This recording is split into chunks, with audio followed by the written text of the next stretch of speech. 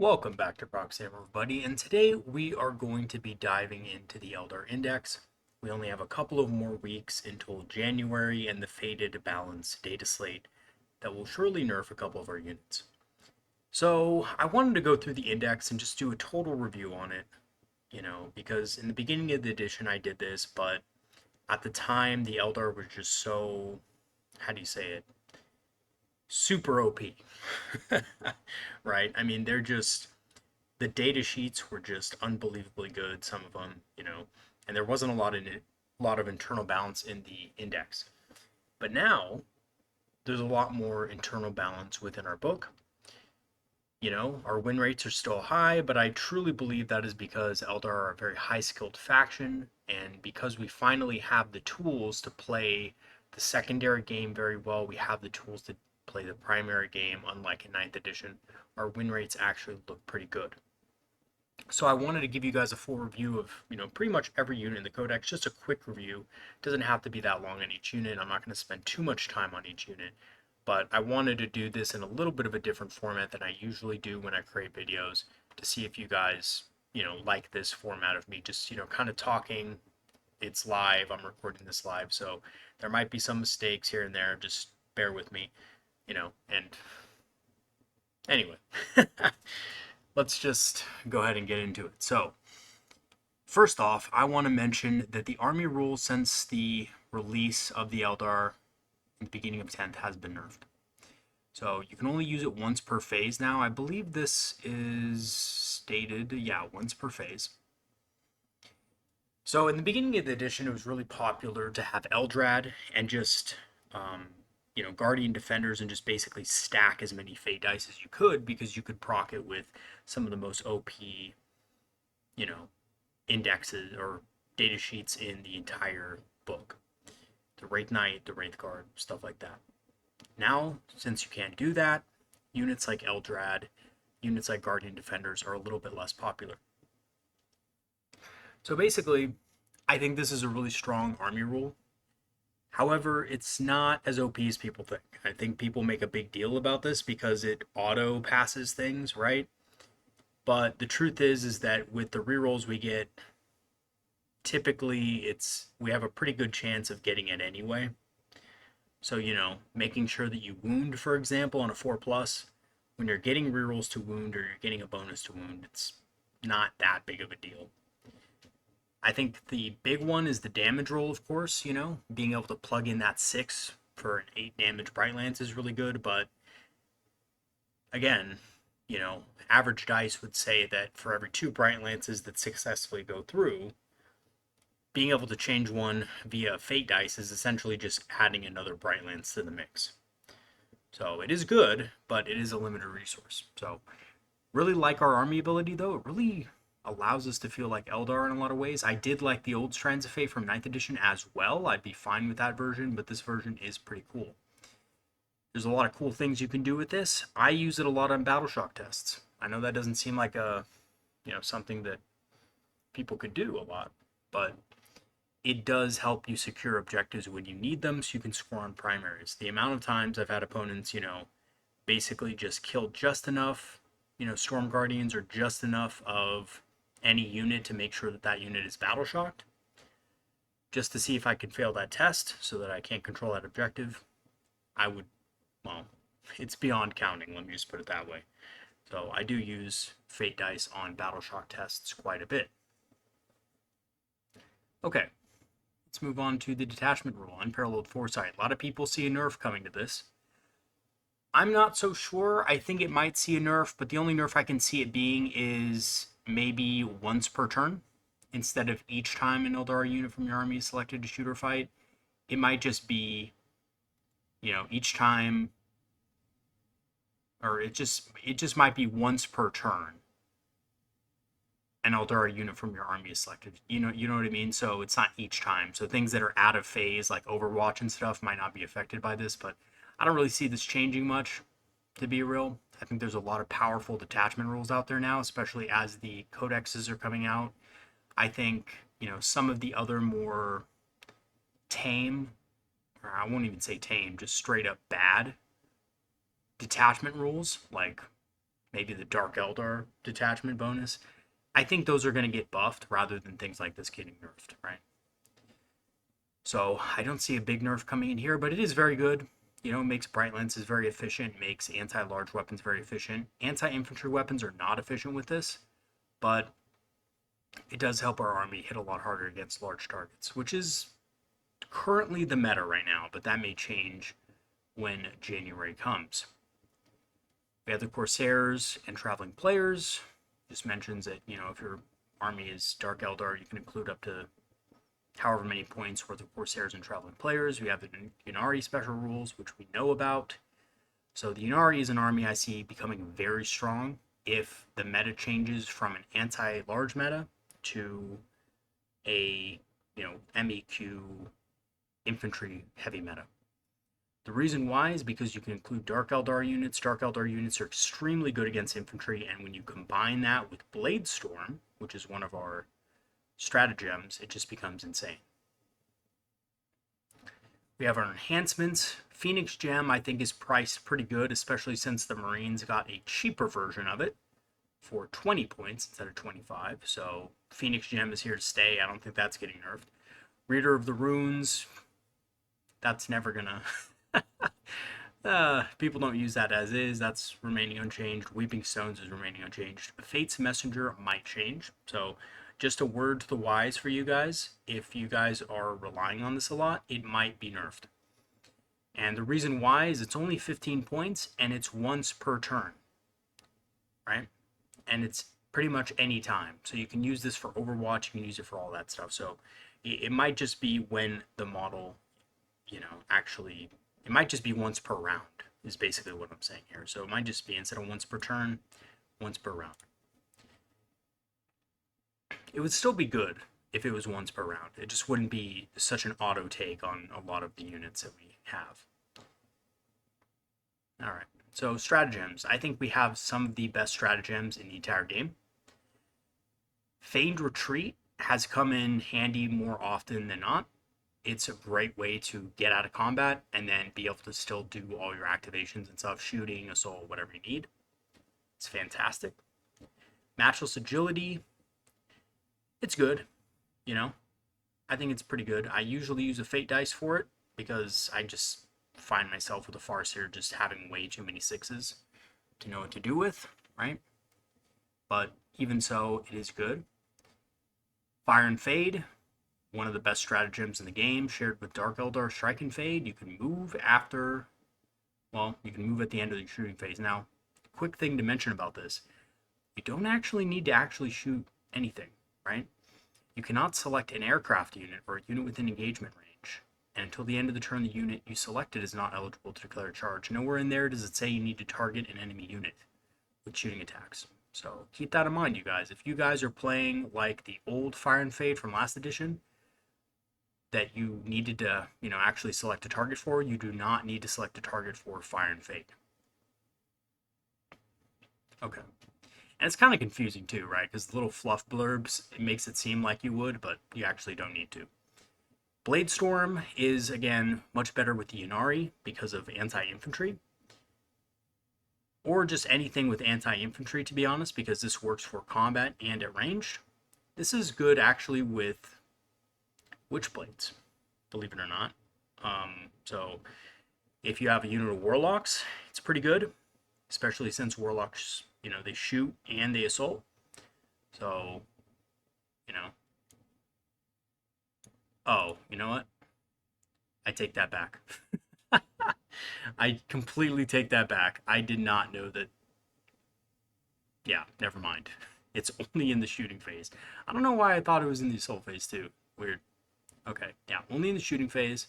So you can't actually use that. So it's still decent on Warlocks, but not exceptionally good. Again, better on poison weapons.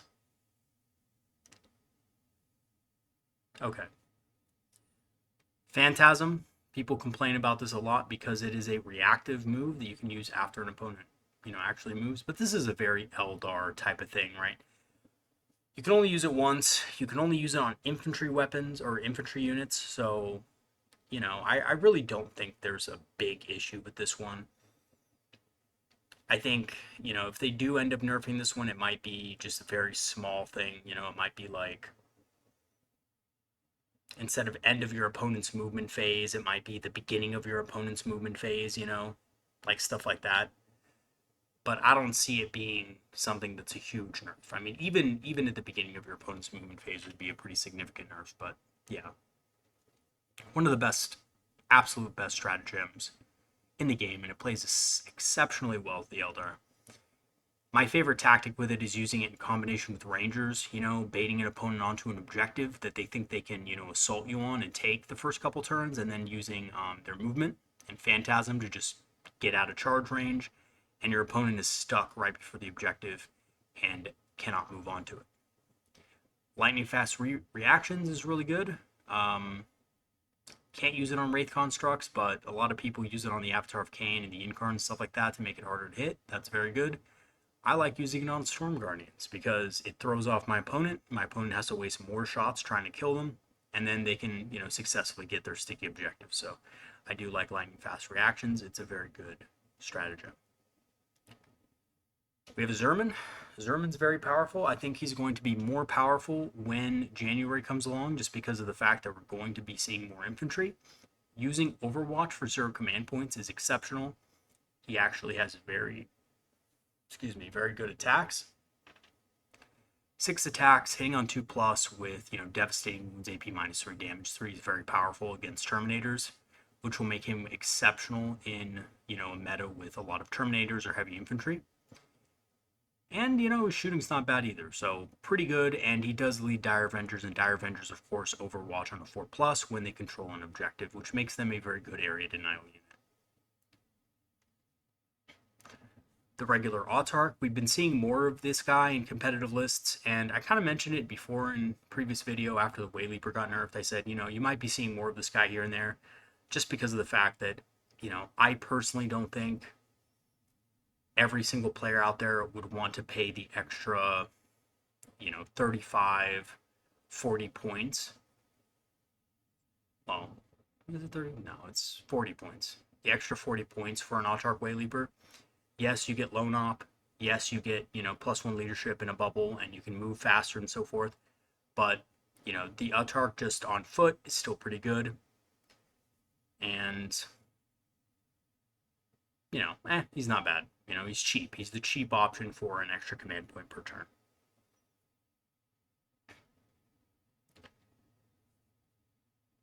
Oh, and you can attach them to a unit of Storm Guardians. So the plus with this is that Storm Guardians get the strikes first if you have a Howling Banshee Mask.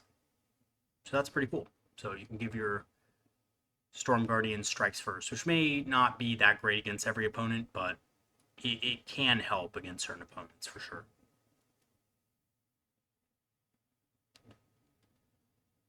Okay. The Wayleaper, of course, a classic.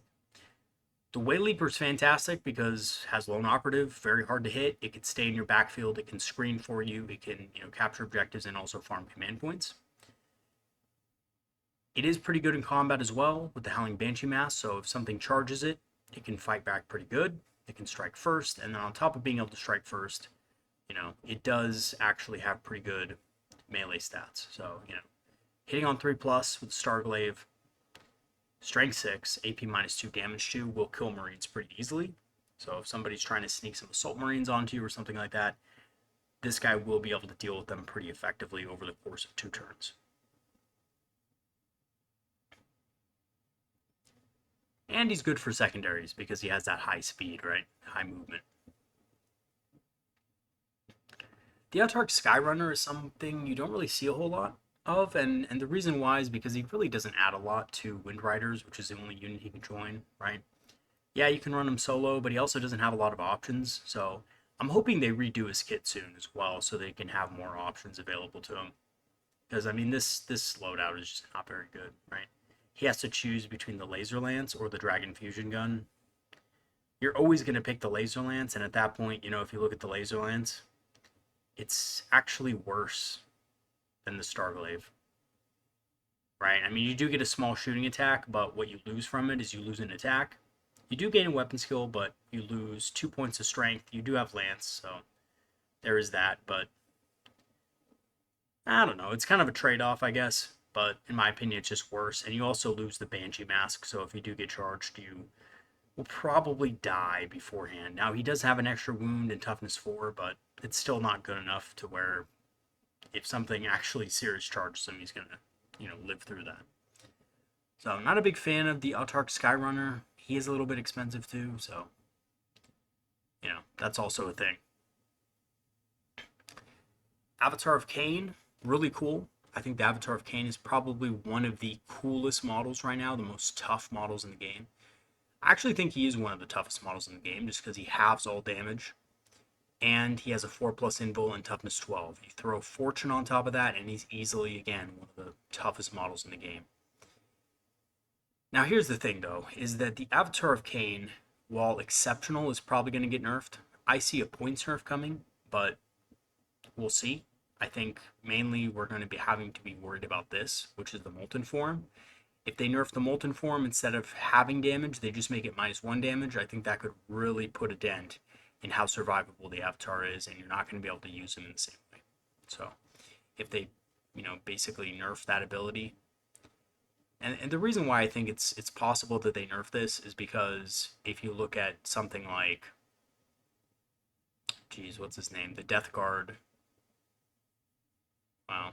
See, this is the problem with this is the problem with live videos. You forget these things. Anyway, the Death Guard Primarch, right? He only has a -1 to the damage roll, and he's supposed to be one of the toughest characters in the game, right? So that's going to be a little difficult to argue that the Avatar of Khaine should actually be tougher than him. So anyway, though, I mean, I hope they don't. I hope it's just a points increase. They increase them by like 15 points and call it a day, but who knows? This is up in the air. Love the Avatar, though. I think he's one of the best, monsters in the game. Baharot's pretty cool. I think he's a little bit underrated because he's not as good as he was last edition, but, he does get a 6-inch move after he shoots, which is cool. And yeah, just join Swooping Hawks. That's really all he does, though, if you think about it. And that's a powerful ability on Swooping Hawks to be able to move 6 extra inches. But he is a pretty penny, right? He's, I want to say over 100 points. I think he's 105 points. So you do have to spend extra points on him, and that's, that's another unit of Hawks plus some. So you do have to invest in him, and that's why a lot of people don't really, he's not really that popular. Corsairs I think are really good. So I did a video series on Corsairs a while back, and I still think they're pretty much the same. I think they're solid. I think they do very well against other infantry, especially infantry that's scouting up and stuff like that. But they're a little bit expensive. So I think it's 140 points for the unit if I'm not mistaken, and that can be a little bit pricey for some people to pay. People don't want to pay 14 points a model for something that essentially has a shuriken rifle, right? Which is, it's basically a shuriken catapult, right? Essentially, it's a little higher range, but it has rapid fire 1 and 1 shot. So within 12, it has 2, but it has a little more range. It's really it's a trade-off. Shuriken rifle's a big trade-off. So these guys are okay. They do have special weapons, which makes them better at killing other units, and their ability makes them better at killing other units on objectives. So these guys are really good at, again, finding those units on objectives early in the game and wiping them out, which is good, but they are a pretty penny. And oftentimes I found personally that you don't need that many points to deal with the units that are on objectives early in the game. So yeah, pretty effective unit. Corsair Voidscarred are much more expensive. I think they're coming in at 180, but you get all these options with them, so it does kind of make up for a little bit.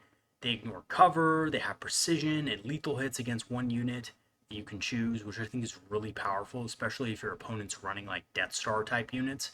This unit can absolutely obliterate them, outtrade them. My favorite target for these guys, for 10 of these guys, is just your regular unit of 10, or not 10, sorry, 5 Terminators. So if your opponents bring 5 Terminators without any kind of heavy flamers or serious overwatch, I think these guys really make up their points very well. But, you know, against bigger squads, backed up by characters, supported by overwatch, they tend to become less effective. And, well, let me give you an example of that. My buddy, who runs a big unit of 10 Deathwing Terminators, who plays Dark Angels, I was only able to use this unit one time against them, and every time we play now, he always has them screened with some sort of, you know, serious overwatch. So, you know, that doesn't happen. That trick only happens once. But they are good. If they can get into combat with something that they mark, they can really make up their points very easily. Crimson Hunter. So, at the beginning of the edition, I didn't really like the Crimson Hunter. I thought it was very points inefficient, but as the edition has gone on, we've seen several nerfs to our anti-large. I think the Crimson Hunter is now pointed very efficiently for what you get. You get 2 Bright Lances, a Pulse Laser. You're never really going to want to take the Star Cannons on this guy, just because it's just the value of it's not that great. You take the Bright Lances, you kill big stuff, you kill, you know, vehicles and monsters. If it flies, you get +1 to the hit roll and wound roll, making it extremely efficient against armies like Tau and, you know, other Eldar. And then, of course, if you combine this thing with the Yinkarn, you can use this thing's ability to ignore line of sight, because it's a flyer, to hit targets in the enemy's backfield. Not for nothing, it also comes with a 5+ invul save, so you can fate dice a few of those. You know, well, you can fate dice one one incoming attack and make it harder for your opponent to actually kill this thing. Dark Reapers, so I want to cover Dark Reapers soon again, because I did a video on them a while back on the beginning of edition, how to use them. I think they're pretty much the same, but I think they're going to be even better in an infantry heavy meta, and the reason why they're not that good right now and people aren't using them is because no one's really taking a ton of infantry, right? But if you look at their weapons, they're actually pretty decent for the cost. These guys only cost 180. They cost basically double before that in 9th edition. The Star Swarm ignores cover, which is very important. Has AP -1, 2 attacks, hitting on 3+, and it always hits on a 3+. So your opponent can't use stealth, they can't use any kind of -1 modifiers or anything like that to modify your ballistic skill. You're always going to hit on that amount. And then that includes the Exarch, and you give the Exarch, of course, the Tempest Launcher. So the Tempest Launcher, being indirect, normally suffers penalties to hit. The Exarch does not. He always hits on 3+. On top of that, even though this doesn't ignore cover per se, right? And that would kind of be OP because it's indirect fire, right? So it's giving cover anyway. It can see out of line of sight. So you can target an enemy unit pretty easily. Also still has AP -1, guys.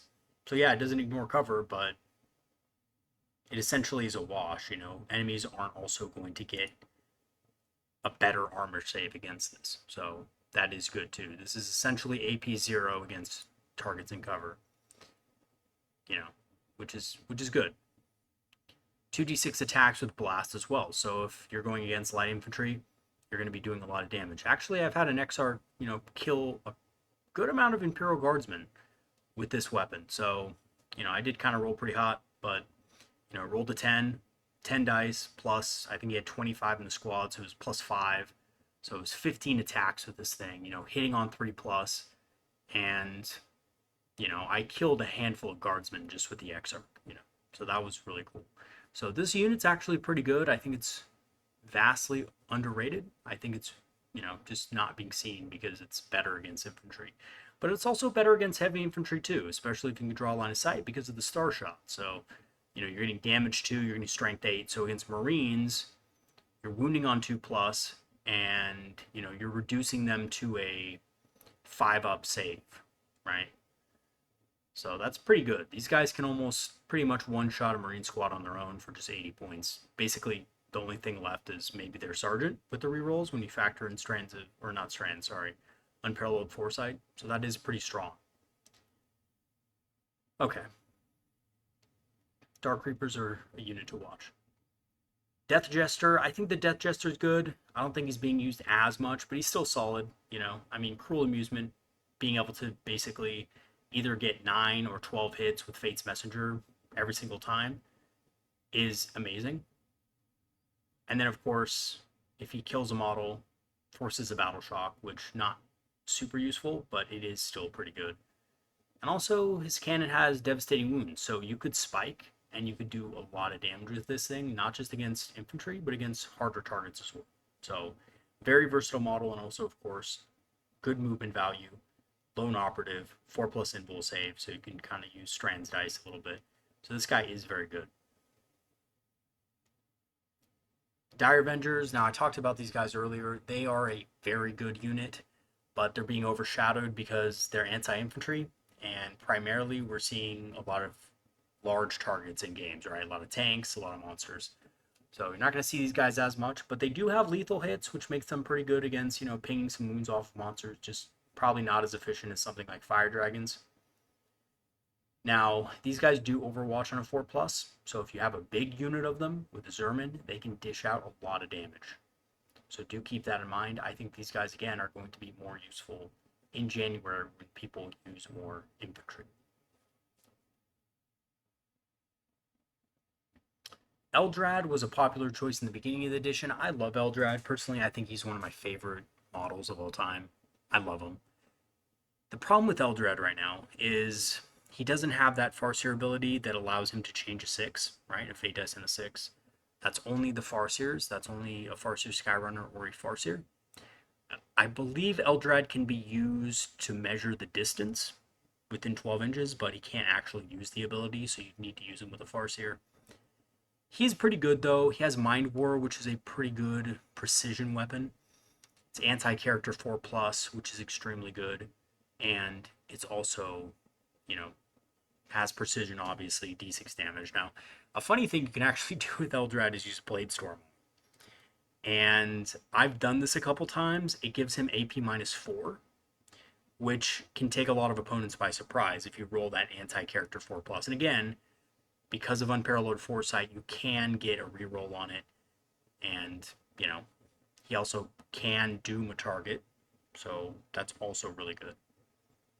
Not that you would often need doom, but it can come in handy.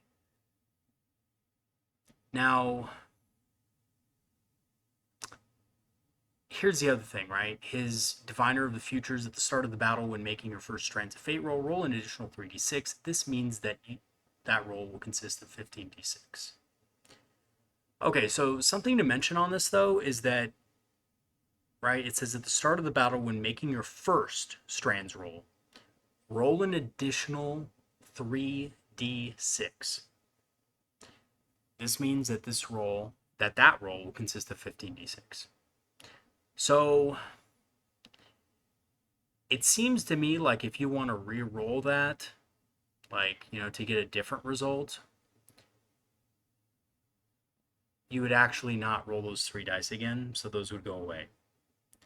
And I think this is what kind of makes Eldrad kind of iffy, because yeah, you get those 3 additional, but if you want to re-roll it to get some more 6s or something like that, those 3 dice, it seems like, based on the wording of this, are lost. Which sucks, right? And it even says in parentheses, this means that roll will consist of 15d6, which is great. But then if you want to re-roll it, you have to go back down to 11. Which doesn't make any sense, right? So that sucks. But, Eldrad's still pretty good. He's a little bit expensive, and that's why I think also people don't use him as much. He doesn't have any really... Well, he's a little bit tougher than the average Farseer. If you notice, he has toughness 4, he has 5 wounds instead of, toughness 3. So that is cool. But, Eldrad is pretty good. I just think that he's probably not a popular pick in a lot of armies because, Diviner of Futures, not the greatest ability nowadays. Because you're limited in Fate Dice and actually it doesn't do anything for you if you need to re-roll that for whatever reason. Maybe you have a really bad first roll. Just doesn't do anything.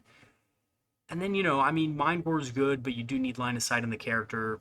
And, typically there's just more efficient ways of getting, precision weapons in your army. You could, for the cost of Eldrad, you could have, 10 Rangers, or you could have 5 Rangers in Illic Nightspear. And they can way more easily take out characters than Eldrad. Okay. The Falcon. So the Falcon is one of possibly my favorite grav tanks in the game right now, in the Eldar book. Fire support's very good, makes fire dragons able to reroll all their wound rolls out of it, but it's also good on characters like the Solitaire and the Death Jester for rerolling wounds. So you can throw a Death Jester or a Solitaire in those, and you can come out and roll wounds. It's very good. Same thing for fire dragons, and of course also Fuegan. However, Fuegan's, he has just such a high strength, he'll probably wound anyway. Stats are pretty average for an Eldar tank. Has OC3. A lot of people don't take this into consideration, but it does mean that it can overpower a lot of characters, single characters on objectives. That's especially important in the late game if it is still alive.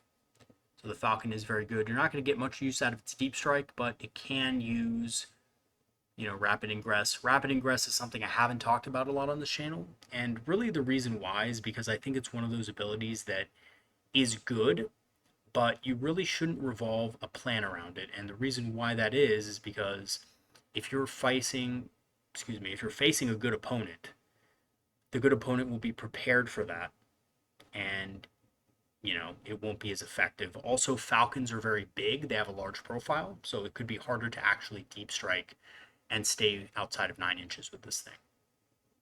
So you do have to be careful about that, right? So rapid ingress is powerful, but on something like a Falcon, the stars kind of need to align, and if they don't align, you could be without a Falcon for, turn 2 and turn 3 because your opponent's not giving you opportunities to come in. So it's something I haven't talked about a lot on the channel, and that is why, because rapid ingress is at least in my mind and my experience, a stratagem of opportunity rather than a stratagem that you plan a strategy around.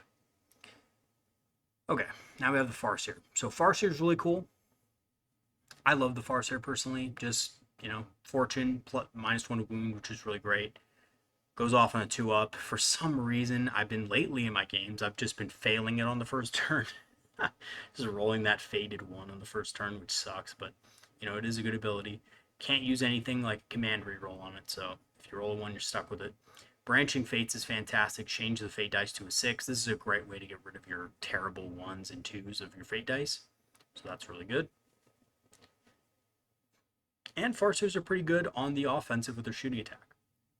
Having a D6 blast weapon with strength 6, AP -2, and damage 3 is one of the better psychic attacks in the game. Also, range 24. So that means, having a good range means he can kind of stay back and play it safe. I've had games actually where, believe it or not, I've actually killed a full squad of Marines with this thing. And I know that seems really weird that, because average dice doesn't say that, but, when you're getting blast and D6 attacks, squad of 5 Marines walks up on something, you walk up with your Farseer, you roll high, maybe roll a 5, +1 is 6, roll to hit, you're hitting on 3s, the reroll, you're getting the reroll, you're wounding on 3s with the reroll, AP -2 damage. So, if your opponent rolls not that great, you could easily kill most of the unit. And if you get lucky, you could kill the whole unit. Okay, so Farseer is pretty good. We all know what the Farseer does, though. Farseer Skyrunner, same thing, but on a bike. Cool thing about the Skyrunner, he's a little bit tougher. Has OC2 instead of OC1, right, of the Farseer. So this means he does steal objectives away from foot characters and so forth, which can be important. I've actually stolen objectives from captains and so forth with OC1. So that is good. Or, well, I should say character models with OC1, because, I know there are some things in the game that, I know there are some foot characters in the game who have OC2 and stuff. Same ability, Branching Fates, but has guide, so rerolls hits, which is really important, right? Especially trying to make sure that you're, ensure that your units hit, reroll all their dice, and not just one dice. So it does make anti-infantry weaponry hit harder. I think if you're running an anti-infantry unit of any kind, you should consider using guide, because it does increase their effectiveness massively. Okay, Fire Dragons. Again, this is one of my favorite units in the entire index, and I just love Fire Dragons because, first of all, I love their lore, but second of all, they're just so cost efficient, cost effective. If you know how to use them, if you know how to position them, they can be really powerful. Having Assault on their weapons is good, but being able to do Melt to 3 out of a Falcon with rerolls to wound is insane. So Melt to 3 is good because it's just flat damage on top of whatever you roll for your d6. So you roll your d6, and if they have any kind of damage reducing effects, that takes into play first. Then you just add the Melt to 3 right on top of that. So you have Strength 9, AP minus 4, which is really strong. Again, the Strength 9, a lot of people don't think it's good, but when you're rerolling wounds, it's actually quite powerful. And AP minus 4 just absolutely melts armor. These guys are also cost effective enough to be good into things like regular Space Marines and Terminators. So they're pretty cost effective into those types of units as well. The Exarch gets a Fire Pike, which has more range and more strength. So, again, this is basically a better Bright Lance, right? Except, it doesn't have the damage plus 2, but has Melt to 3 instead. So if it's within 9, it's getting d6 plus 3. I've actually had this guy one-shot some light vehicles with some assistance, so he can do pretty well on his own. Oh, and they also reroll wound rolls of 1 and reroll damage rolls of 1. The wound rolls aren't so important because if you get out of Falcon, you reroll all wounds anyway, but the damage rolls of 1 is important because if you do whiff that damage roll, you can reroll it. And there's been a lot of situations where I've rolled a 1 on damage, I re-roll it because they're fire dragons, and it gets a 6 or a 5 and just blows up that vehicle, and that probably should have survived. Fire prisms, I think fire prisms are still very good, but I think for 180 points, they're a little bit expensive, and I think more and more people are realizing that if they're going triple prism, they really don't have a lot on the board. So the prisms are having to carry more and more weight. Oftentimes that means they're just not going to be that effective. Now, of course, though, the focus lances are extremely powerful. You're getting double rerolls because of the crystal targeting matrix. So one for the unparalleled foresight, one for the crystal targeting matrix or crystal matrix.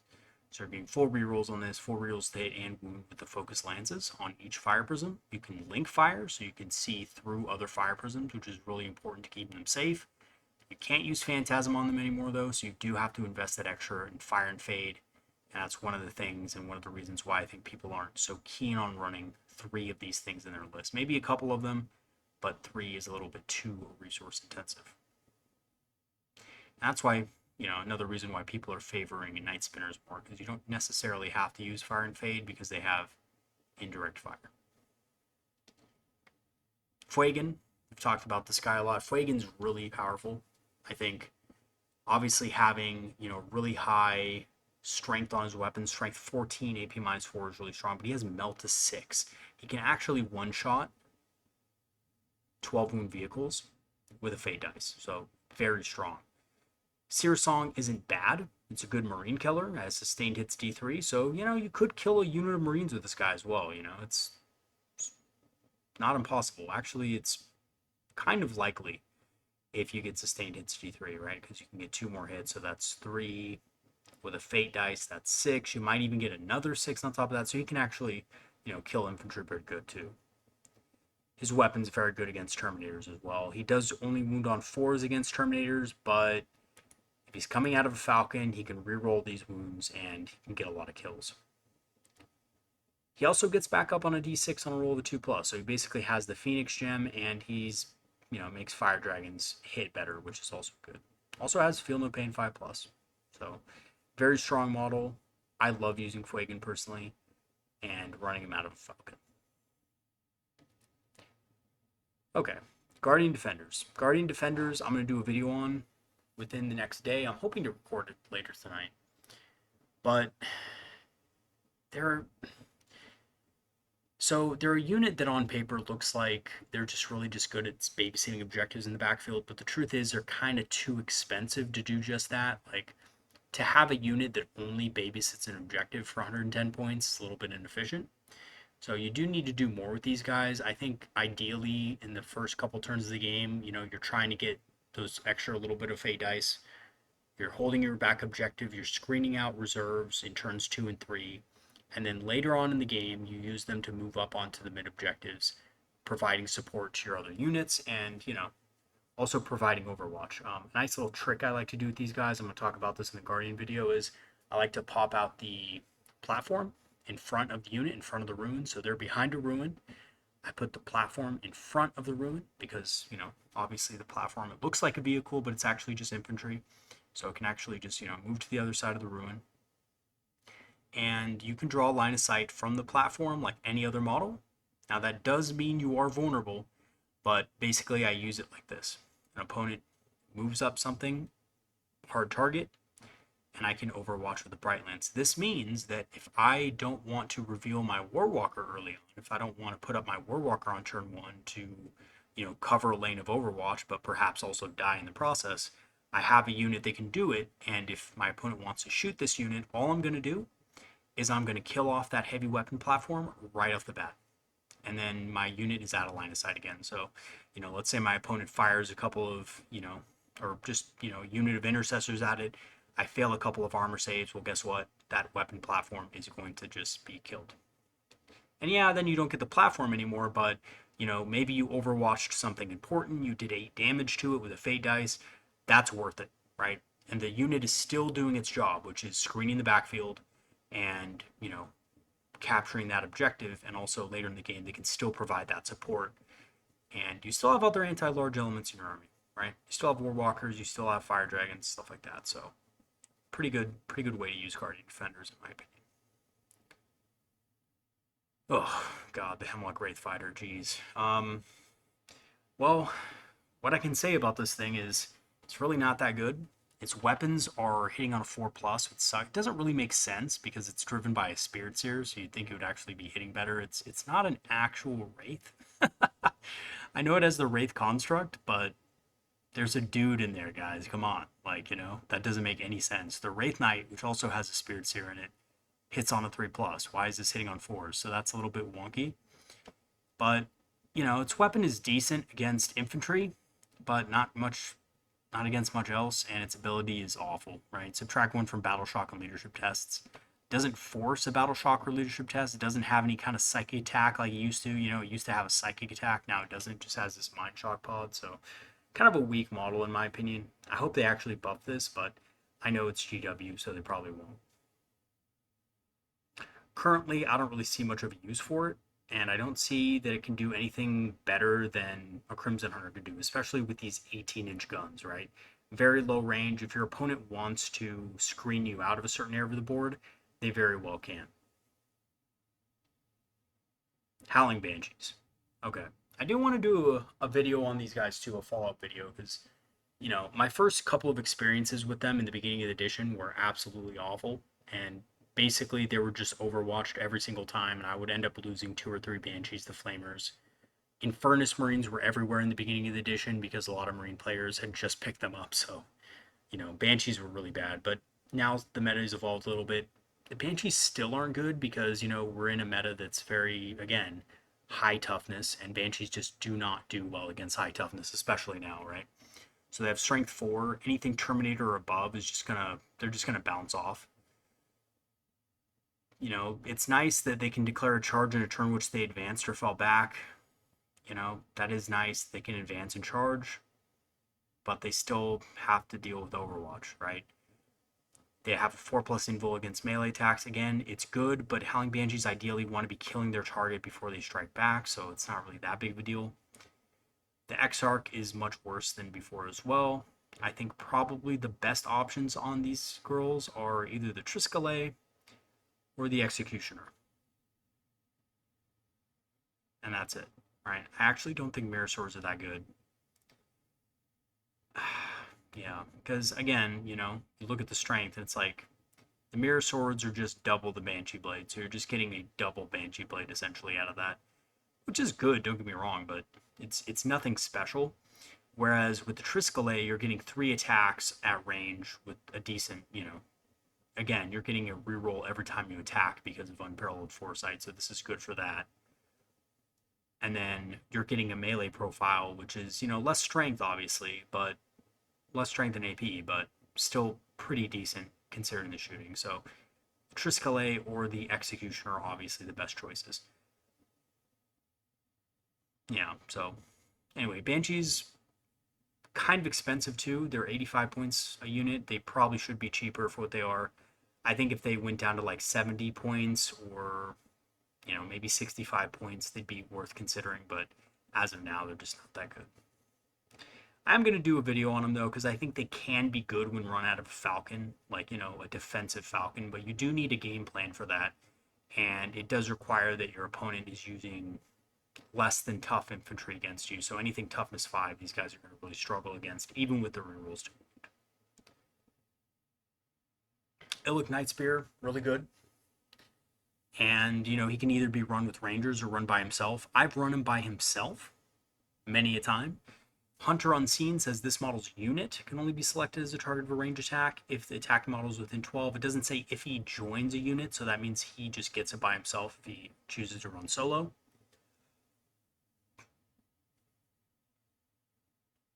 And the Bringer of Death special rule, it is good. So this is when he's leading a unit, so he won't get it when he's by himself, but to be real with you, he already gets a reroll on his own. He only has 1 attack, so he has unparalleled foresight, guys. So yes, this seems like, oh, he doesn't get the reroll, but you're actually still just getting a reroll anyway because of the detachment bonus. And this is a really good weapon for killing characters, but the damage 3 kind of just lets him down a little bit as a solo character. He's kind of like a worse Vindicator Assassin, so if you use him alone, he's really best just as a lone operative who can, kind of, screen a backfield or get, basically be untargetable and stuff like that. I do usually run him with 5 Rangers if I do run him, but, there could be some scenarios where having them separated could be better if you want to use the Rangers for baiting and things like that and you want to use this guy on his own. Jane Czar, Banshee Phoenix Lord, not bad combat profile. Has a good shooting attack, strength 6, AP -2, 6 attacks, there's nothing bad about that. Blade of Destruction is pretty good too. You get some, basically 12 Banshee Blade attacks, or you get 6 better Executioner attacks. So you're mostly going to go with the strikes against Marines, but, the sweep is good against light infantry, so that's good. Jane Czar can actually run into an Imperial Guard squad and kill about half of them, with rerolls and stuff. She can kill quite a few, so that is pretty good. Whirling Death, she can use a Heroic Intervention stratagem for 0 CP. Really, I just find this ability useless, and that's why I think Jane Czar is so lame. If she gave +1 to wound for a unit or something like that, it'd be much better. She does give them +1 to hit, but, again, it's not really hitting that's the Banshee's problem, it's actually wounding. So, yes, it does allow you to get more wounds, but not by much. Especially against tougher targets. So yeah, and she has fights first. She's pretty good. I mean, she's solid melee, but, she's nothing special. I think there's better combat characters, like Khaine. So Khaine is really good because he actually has special abilities on his weapons. Sustained hits on both of his weapons, and devastating wounds against anything that's not Titanic. So it's basically anything that he would be charging anyway. He also has Sustained Assault, which gives him critical hits on 4+ instead of 6s.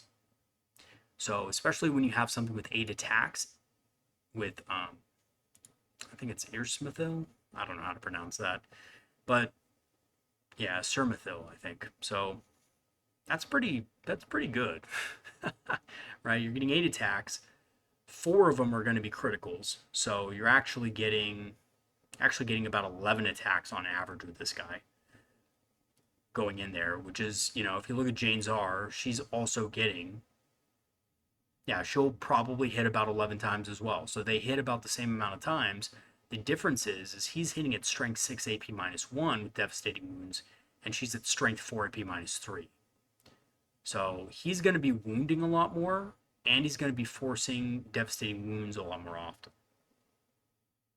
So he, in my opinion, is more powerful. Plus, if you run him out of Falcon, he gets to reroll his wounds, so he can basically go for devastating wounds more, right? You could just, because he's a higher strength, he's wounding most things on 3+, you can more easily just reroll all of those to try to proc as many devastating wounds as possible. And he can also attack with his, Power Claw against regular Marines, just dealing straight up damage too, which is good. So this guy is good. He was run in that competitive list that I showcased in one of my previous videos where he was in a Falcon with some Fire Dragons chilling. rerolling wounds, stuff like that. And he also has infiltrate, which is very powerful, especially if you get first turn with this guy. Moghan Raw, pretty good character. I have to say he's pretty good. I think his main weakness though is the fact that he's just kind of anti-synergistic with Dark Reapers. Yeah, he does give them +1 to hit, but he's a solo act. Each time this model makes an attack that targets a unit below strength, you can reroll the hit roll and wound roll.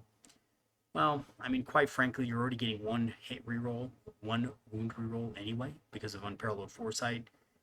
And yeah, he does get devastating wounds, which is great, but the unit has to be at half strength.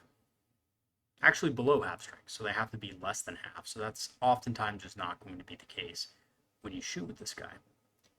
So yeah, I think he's good, but he is, more than a single unit of Dark Reapers, and I just think he doesn't really do anything that the Death Jester doesn't do, and the Death Jester is way better at it, right? The Death Jester also has devastating wounds, and the weird thing is this guy ignores cover and stuff, but when you're doing devastating wounds, that doesn't matter. So there's this kind of, I don't know, it's kind of a weird anti-synergistic character. I think they could really fix him up if they just made this, just apply to the whole unit that he's joining. I think that would be a really powerful ability.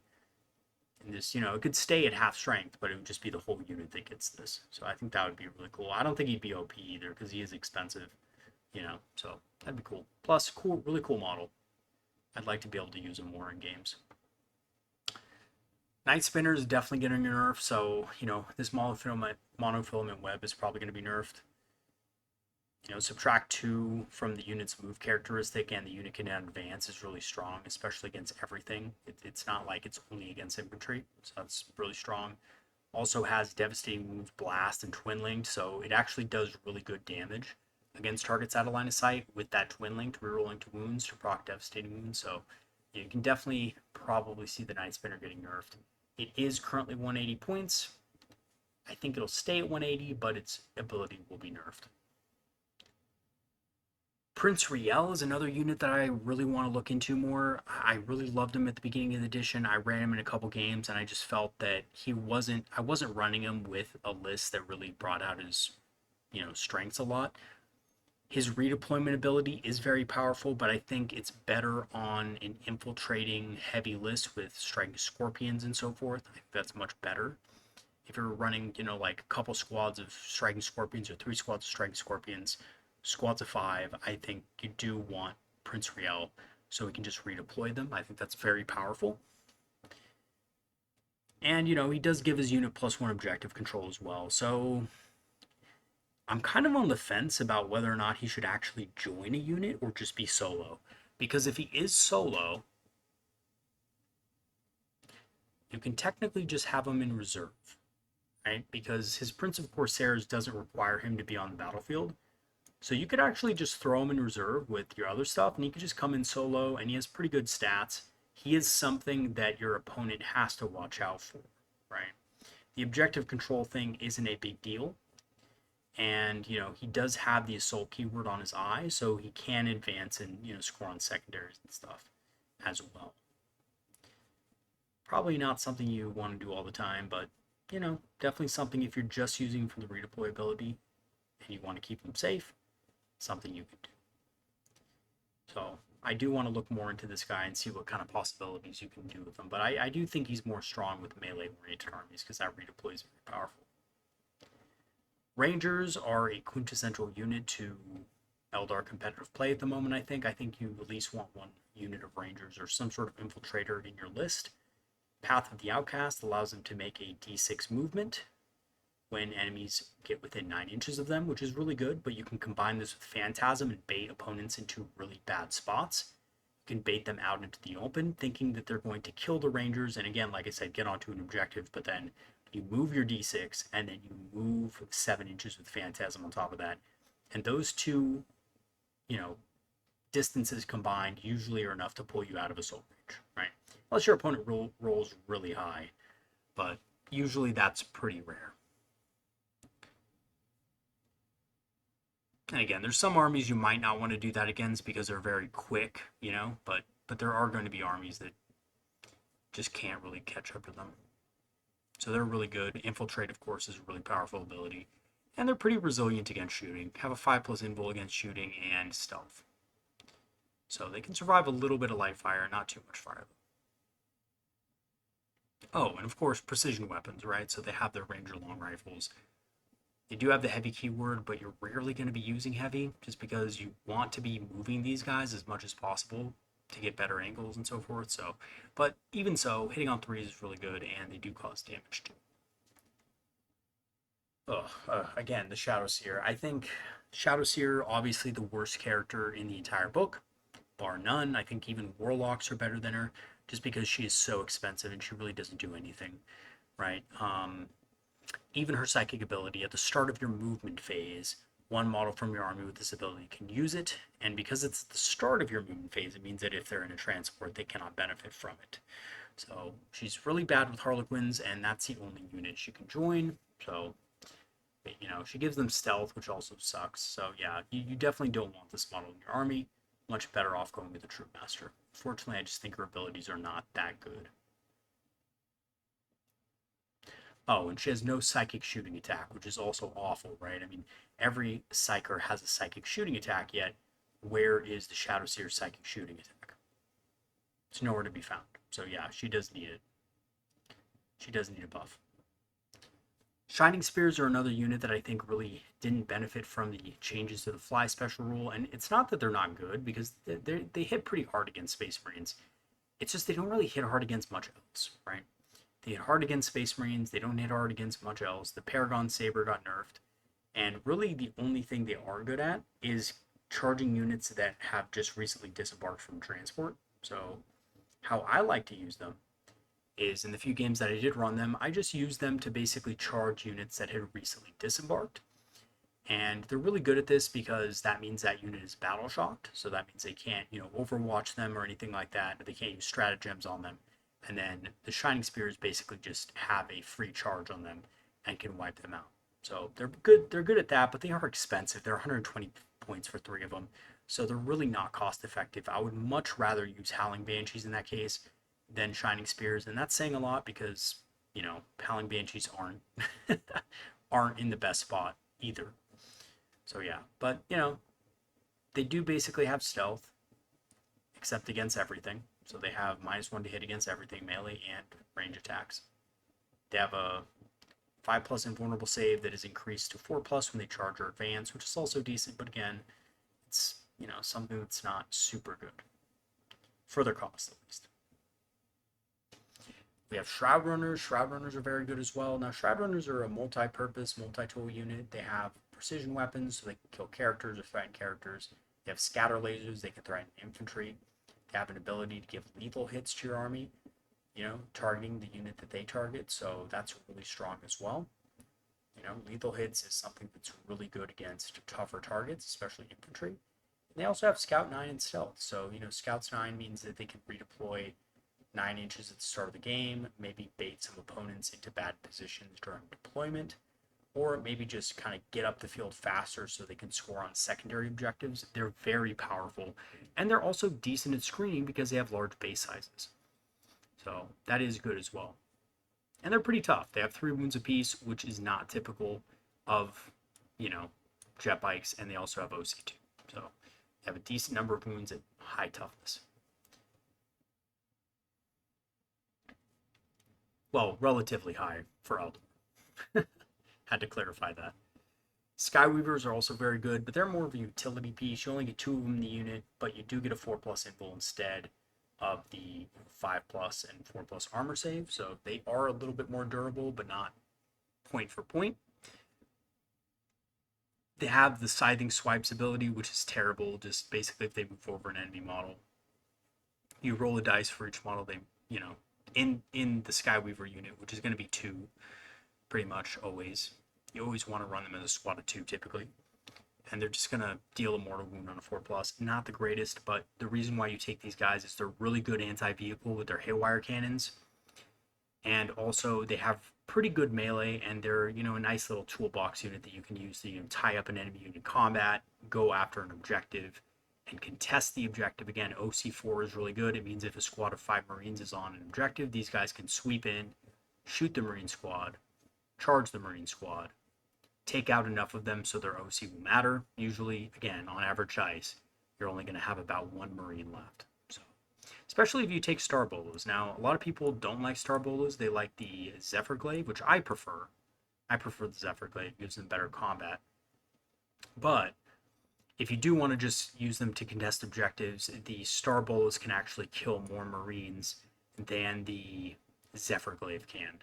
It's just the Zephyr Glaive does give them better, sustained close combat over 2 rounds. So it's just basically, you do have to choose what you want with that.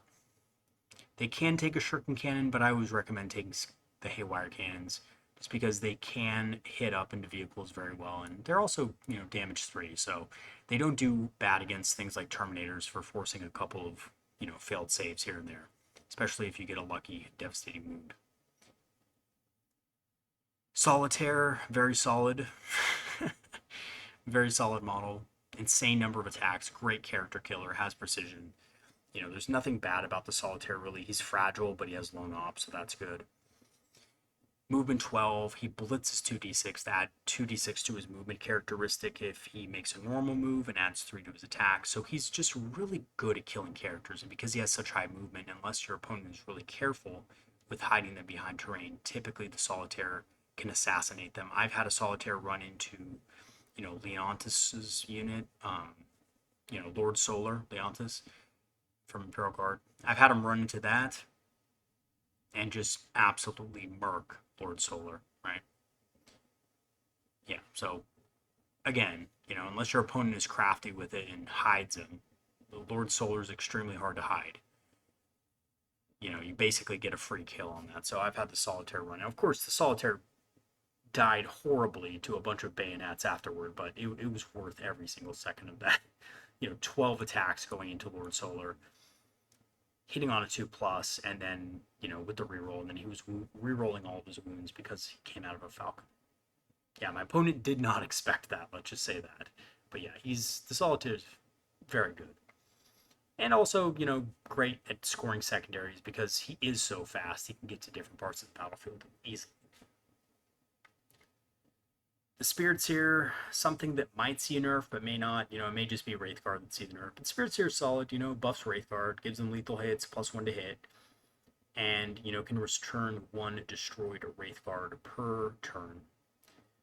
Well, in your command phase, right? So once per round. But other than that, no psychic shooting attack, which is kind of lame, I think. I think at least give it something, right? Witch Staff, Anti-Infantry 2+, Psychic. Not bad. But not good either. It's really more of a support character. So pretty good at, supporting rates, but that's about it. Starweaver, transport for Harlequins. We recently saw a Harlequin list, win a GT. And basically running a bunch of these, and I think the reason why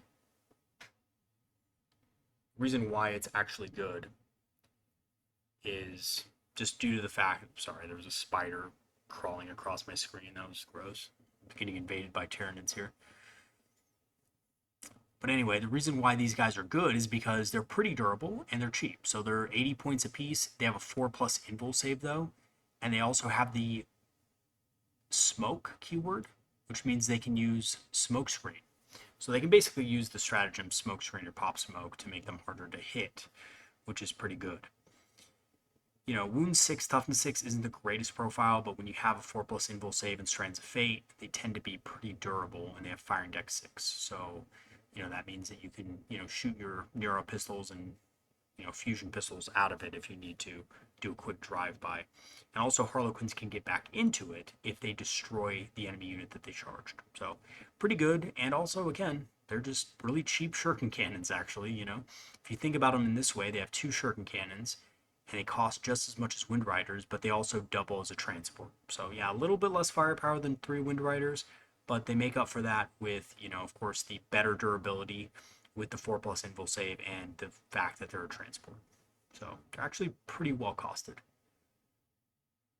Storm Guardians quickly becoming one of my favorite Battleline units. Actually, they are just straight up my favorite Battleline unit right now. Very good unit.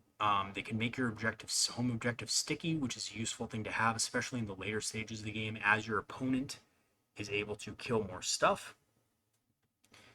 Especially if your opponent has tools for dealing with lone operatives. Having a unit of Storm Guardians make things sticky is very good.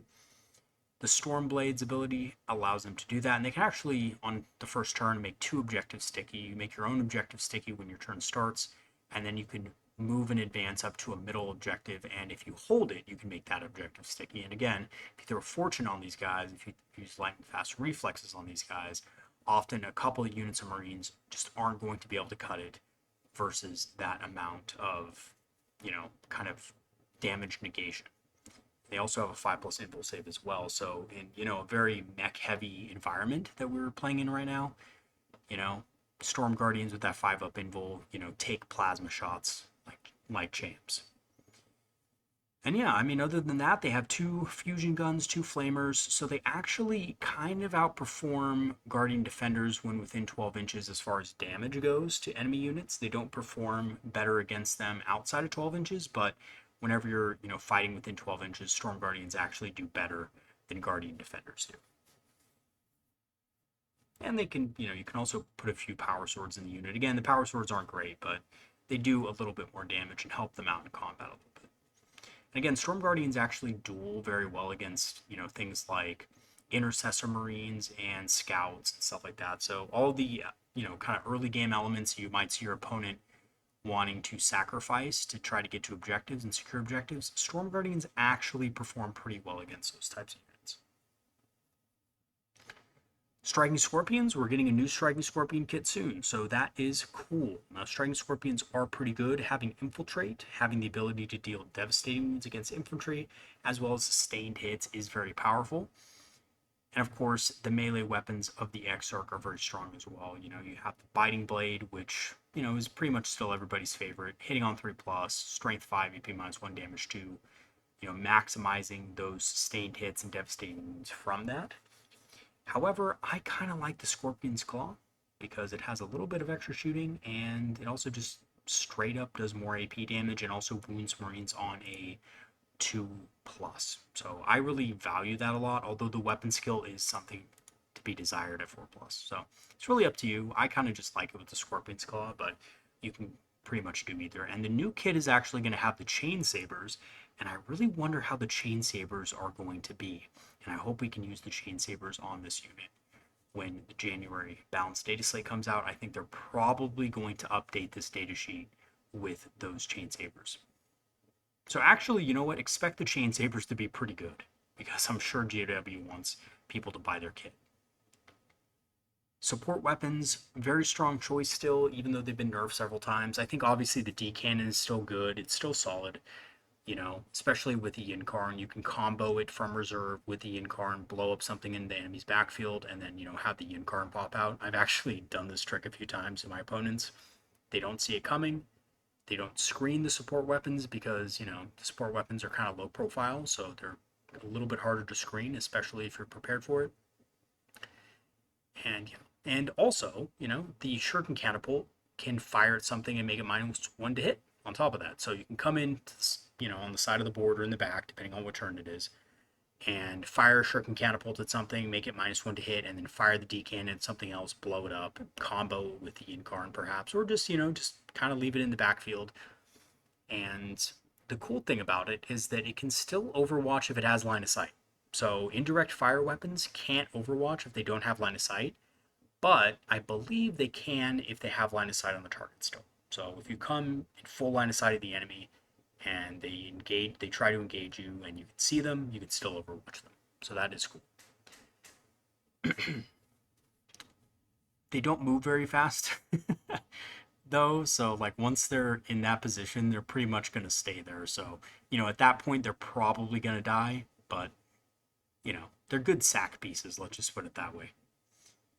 They make good trades against things, they can trade very well against Imperial Guard tanks because, they can kill a bunch of the artillery tanks that they have in one round, but they're less points than those tanks. Now, the Shadow Weaver is also pretty good, but it's mostly just, the Shadow Weaver is just mostly for the effect, the artillery barrage effect, and the fact that it's good against infantry, so it can deal a lot of damage to things like cultists and pro guard and stuff like that.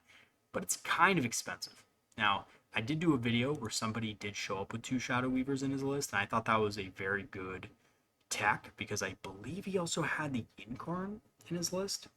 I may be wrong though, so correct me if I'm wrong on that. Again, I've forgotten since then, but I believe he did actually have the Incarn, so this was a really good way of debuffing the enemy army. Oh yeah, I actually, now that I think about it, I think he did have the Incarn and the Avatar, so if I'm not mistaken. Okay, anyway.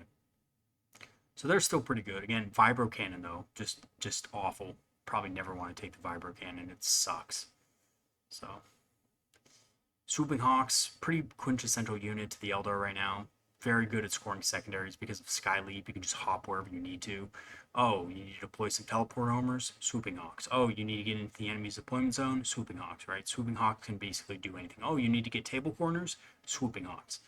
They can basically do anything as far as secondary objectives, and they have a pretty good shooting profile. I mean, it's not the best, but it is a lot of good anti-infantry, right? Range 24, which means they're a little bit more resilient to Overwatch because you can put all 5 of your Swooping Hawks in range of only a single enemy model. And if that unit only has a 24-inch range, only that one model is going to be able to actually shoot the Swooping Hawks. So with Overwatch, so these 24 is like that sweet spot of ranged weaponry where you're kind of safe at you're safe from Overwatch essentially. So that is pretty good. It allows them to trade effectively against Imperial Guard squads and stuff like that. Whereas a unit of Warp Spiders would get overwatched and probably they'd probably take a few out, guaranteed. So yeah, Swooping Hawks, they may get nerfed a little bit. Just points wise, they may get increased to like 85 points or 80 points, but they are pretty solid. And currently they're at 75 points, so really good unit. The Vizark, he's good. He's a good melee character. He's a little overcosted though, in my opinion. He does give the unit he's with fights first, but then again, so does an Autarch with the Banshee mask. So there is that. He's a little bit redundant. I think the Vizark is just redundant, right? If you look at his melee, he does hit a little bit better than the Autarch. He wounds a little less, but he has more AP. So there's some trade-offs here for sure. He does have precision, and he can give himself devastating wounds, sustained hits too, or lethal hits, which is extremely good. I wish he actually conferred this onto the unit he was with. That would just make it so good. I mean, he can only join a couple. Oh, actually, I don't know. That'd probably be pretty OP actually if he was able to give this to troops, for example, or witches, for example. Could you imagine devastating wounds or lethal hits on witches? My God. But I mean, I think he should do something a little better than this. So the Vizark is a cool character to bring along with your Vrain, but that's kind of about it. The Incarn obviously is the topic of a lot of nerf, talk. I think the Incarn probably won't get nerfed, but if it does get nerfed, it's probably going to be this inevitable death ability once per phase. They're probably going to limit it to once per turn, right? Once per turn, if this model is on the battlefield when another unit is destroyed, just after removing the last model, you can remove this model, set up it again as close as possible, right? So I think that's what they nerf. I don't think they make it so you can't charge afterward or whatever, but because if they did that, they would have to reduce the cost of this guy because he'd still be good, but he wouldn't be like an auto include or anything. So I think instead of once per phase, they just say, well, once per turn, right? And that kind of makes him a little bit more fair and a little bit more manageable for a lot of opponents. Or they just, like I said with the Avatar of Khaine, they just reduce this they make it a -1 to the damage and not halved. So Incarn, very good, can pop out from any destroyed enemy unit. You can combo them with a lot of Eldar units to make sure that you can just wreck an opponent's backline. Troops are good. I won't say much about these except they hit pretty hard. They get a +1 to wound in combat when they charge in. Their regular weapons are now a little bit worse, but they still have the AP -2 and strength 4 with 5 attacks. Or excuse me, that's the power sword. Sorry, that's from the leader. They have AP -1, strength 4, and they have 4 attacks apiece. So Again, it's not great. It's not as good as it was last time, but you know they still hit pretty hard for their cost, and they are quite a bit. You know they are cheap. They're only 75 points per unit, and they do come with a 4+ invul and +1. Okay. Troop Master, basically you just take him with a unit of Harlequins. He does allow the unit to become Battleline, which is good. Doesn't give them OC2, but they're Battleline. Sigarak's Favor is awful. Once per turn, you can use a Fey Dice to change the result to a 6 on him. He's not good enough to warrant this, so he's never going to use it. I think this is a worthless ability. Hopefully they change it. Choreographer of War is good, though, because it gives his unit Devastate. So again, you have these guys in a Falcon, right? You have the troop in a Falcon. They come out of the Falcon, they're rerolling their wound rolls, they're getting devastating wounds, they're getting +1 to their wound, and all of a sudden, you know, you're doing a ton of damage with this unit. And they're rerolling their, you know, wounds with their shooting attacks as well, which isn't bad. You know, fusion pistols and neuro disruptors are pretty effective. So yeah, that is pretty good. The Void Weaver is a strong choice as well. It's 125 points, a little bit more expensive, but it's a versatile platform that is good at dealing with vehicles, monsters, and infantry. But, you know, its focus lances are a little bit to be desired from, to be honest, because one Bright Lance with a Fate Dice can technically do just as much damage as 2 of these, hitting and wounding.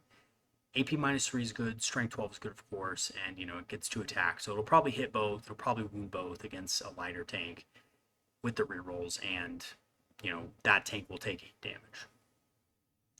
But you do have to be aware of this AP -3. The enemy tank can and often will make one of those saves in my experience. So, you know, it's it's a risk, you know, unless you remove the enemy's cover save.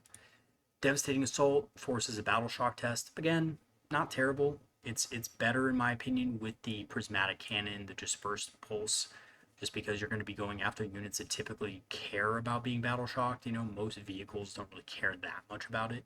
But, you know, this is a powerful ability in some circumstances to preventing stratagems and stuff like that from being used.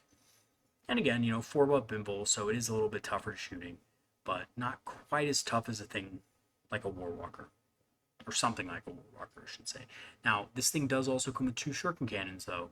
So it is a very powerful anti-infantry tool. So if you're in a meta that has both vehicles, monsters, but also a lot of infantry, and you're, you know, kind of trying to write something that's an all-comers list, then you might want to include a couple of these in your list because they are pretty good against infantry.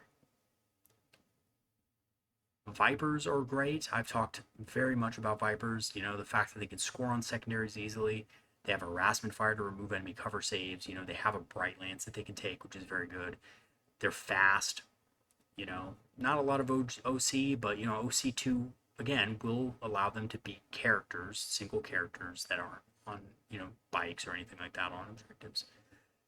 It's a little bit fragile, but, you know, against a lot of indirect fire, it's not really as fragile as you would think, especially against things like basilisks and stuff. Yeah, a couple basilisks will probably put this thing in the ground, but it is going to take a large part of your opponent's army to be able to do that. So, you know, again, 2 basilisks is 270 points. This thing is only 85 points, so, you know, there is that. So yeah, Vipers are really cool, and they're really low profile, so you can easily hide them. Warwalkers are tougher than Vipers, toughness 7, but effectively they don't have much more survivability against basilisks, except they do get -1 from the wound roll. So instead of wounding it on 3s, they wound it on 4s, which is good. But, you know, again, you are paying more points for the Warwalker, and you are getting a 4+ invul save, but, you know, typically you're getting cover anyway, so the Viper is going to have a 3+ base, you know, a Basilisk is AP -2, so it's going to go up to a 5+, but then go back down to a 4+ because of cover. So 4+, 4+, you're not really getting that much more survivability. You're just getting -1 to the wound roll with the Warwalker, but this does change when you're out in the open and you don't have cover. So Warwalker is a little bit better at trading against high AP, high damage attacks. And, you know, the Viper is probably just as durable against indirect fire and stuff like that, but not as durable against high AP attacks.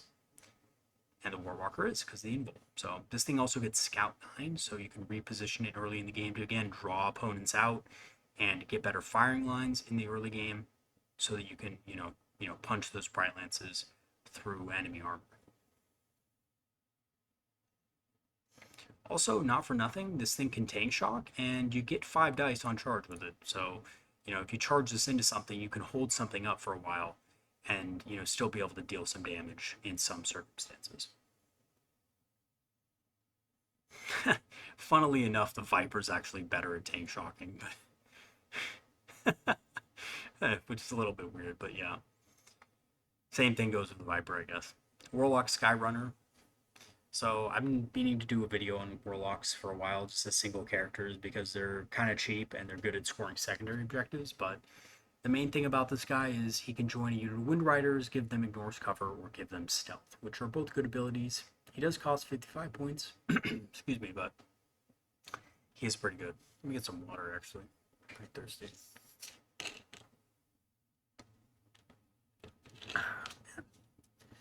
Well, we're almost done with this. So, Warlock Skyrunner also gets Destructor, which is a pretty good power. It's basically a heavy flamer, so that is pretty good. Warlock on foot, again, really the only reason you would take this guy is with Storm Guardians or something to give him a 6, give them a 6 on advance rolls. I think this is okay. I think he's a little bit expensive for what he does in Storm Guardians. I would just use a Fate dice for it. I wouldn't even bother spending extra points on this guy. But, he is decent. I mean, Restraint is okay. It won't often actually mean much, but it is pretty decent. I think the main way to use this guy is actually as a solo character, just to, again, score on secondaries, move block, basically stuff like that. If you think about this guy as just somebody who's annoying, really annoying for your opponent, he provides an Overwatch opportunity because he has a torrent weapon. I mean, this stuff like that. If you use him more as a troll than as an actual, damage buff or, a legitimate buff for a unit of Storm Guardians or Guardian Defenders, I think you'll get much more mileage out of him.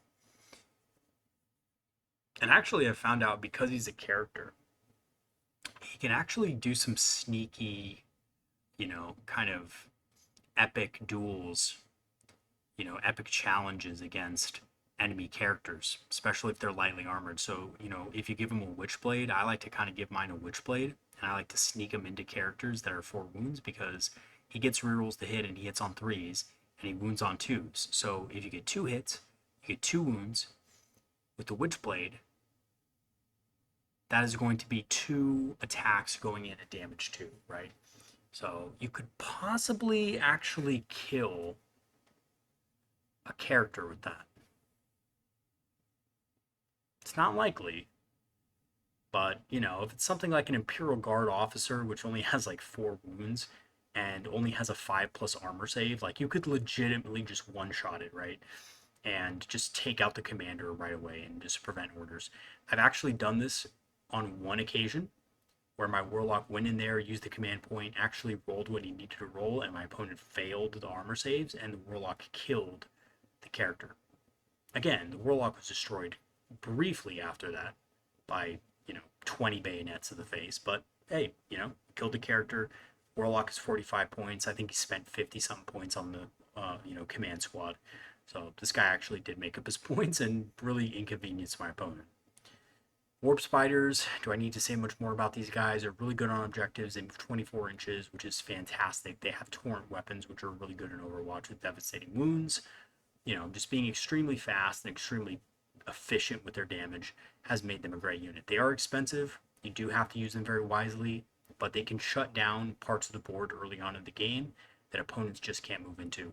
Really good against Tyranids, especially Gargoyles. If your opponent is running any kind of swarm spam, tries to get Gargoyles to move over your screening units onto objectives, Warp Spiders can oftentimes be waiting there to overwatch them to death. So, pretty good. Wave Serpent, very reliable transport. It's a little bit tougher than the Falcon, but also has less damage. Serpent Shield is pretty good because it can battle shock enemies on a 2+ and cause some mortal wounds, but mainly the 5+ invulnerable save helps it survive against high AP attacks that you can use a Strength dice on.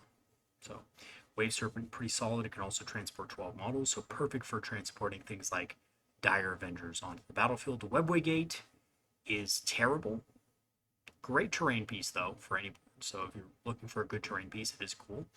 But has awful rules. Can actually be destroyed fairly easily. It doesn't really make a lot of sense to me why you would actually make a fortification like this able to be destroyed so easily. But basically, units can come out of it as if from strategic reserve. The problem is it needs to be deployed in your deployment zone, and it really doesn't benefit much from anything. All right, so unfortunately, just not that good of a piece. Wind Riders, very solid unit. OC 2 each, which means a squad of 3 can basically overpower a unit of 5 Marines on an objective as long as they're not Battleline Marines. They have shuriken cannons, which are very powerful, which take out Marines quite easily. And I've actually had scenarios where 3 Wind Riders have shot at a unit of Marines on an objective, killed like 3 of them because of the rerolls to hit, and then charged in, managed to kill another one, and then took the objective from them. So Wind Riders, believe it or not, can actually be pretty effective. And for some reason, they have 3 attacks in close combat, which, doesn't make a lot of sense, but hey, I'll take it. I'll take it. So Wind Rider is a very powerful unit. I'm sure you'll see more of these pop up as infantry starts to dominate the meta a little bit more. Wraithblades, very solid melee unit. Again, a unit that's not going to be nerfed this coming data slate, so I think they're pretty safe from that. They might even get buffed, who knows. But I do think they're just not going to get nerfed is what it is. They fight on death on a 4+, pretty good, but mainly it's because they're really tough that you use them, because you can give them the force shields and ghost axes, which make them pretty good dealing with regular space marines. Strength 7 AP, -2, damage 2 isn't bad, but because they fight on death, and they get the 4+ invul save, they can just really just stick in combat against a lot of enemy units. So really good unit, very good for holding enemies in place. Wraith Guard, probably a unit that's going to get nerfed because their Wraith Cannons are so insane. Devastating wounds, strength 14, AP -4, damage D6. Even when hitting on a 4+, when you have a Spirit Seer hitting on 3+, and you get to shoot after they get targeted with attacks. So if somebody shoots you, you can shoot at an enemy within 18, and that just makes them extremely powerful denial units. And this is why Wraith Guard are fielded in such great numbers and big blobs in a lot of Eldar lists. You throw Fortune on them and they're, toughness 7 with +1 or -1 to wound. You throw Guide on them and they're rerolling all their hits, not only for Overwatch, but also for when they shoot back at an enemy unit and in the regular shooting phase. They do a ton of damage with devastating wounds. And yeah, just an amazing unit all around. And also not really slow because there's still movement 6. Especially when you consider Phantasm and other, speed bonuses or speed buffs they can get. Wraith Knight, not too good nowadays because, the nerf to Titanic and devastating wounds, but still, pretty fun still, I think, to use. I think you give it a heavy Wraith Cannon and you give it a Titanic Ghostglaive nowadays. You don't want to rely on just being able to shoot because of line of sight blocking terrain and stuff like that. But still pretty solid, maybe not the best for its points anymore, especially after all the nerfs that it got, but, still fun. And again, the Titanic Ghostglaive is actually really good, guys, hitting on a 3+ with 5 attacks, strength 16, -3 AP, and damage 6. I mean, this thing is taking out basically anything it hits, between the rerolls and just the massive amount of attacks it has. So, yeah, expect this thing to destroy some worlds if you do field it, but, also expect that it's not going to always be able to shoot every turn. Wraithlord. Wraithlords, I think, are one of the units to keep an eye on when the data slate comes out. We're seeing possible nerfs to the Avatar, Wraithguard, the Incarn, basically all of our tough monsters.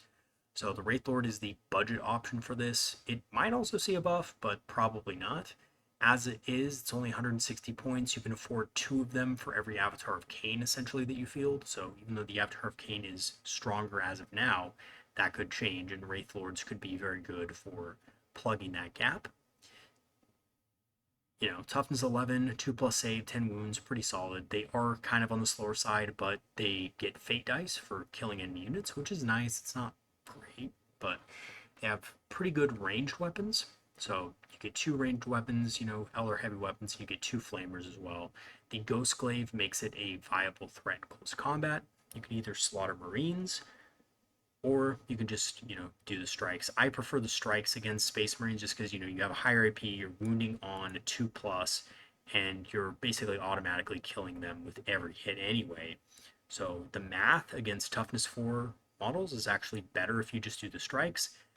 Against everything else that's less tough, you do the sweeps. So if you're going against things like Sisters of Battle, the sweeps are going to be better.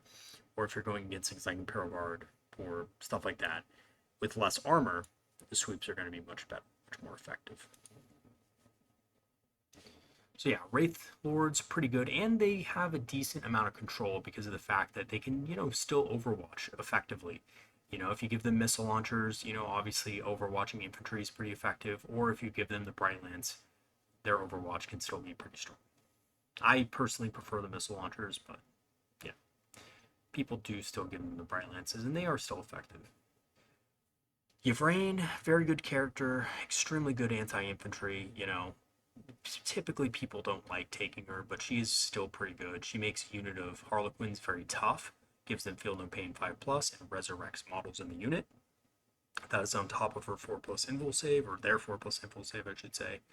So she is a very good character, typically only seen in Ynnari lists, but, again, if infantry becomes more popular, then she is going to also rise in popularity as well, especially when you consider that Ynnari are really good at taking out infantry with poison weapons. The Skyrunner Conclave, I personally am very mixed on the Skyrunner Conclave. I think it's just too expensive for what it does. It can pump out a decent amount of damage for, the models that it has, but it is expensive. They're 50 points a model, for God's sakes. So yes, they do get basically a built-in fortune.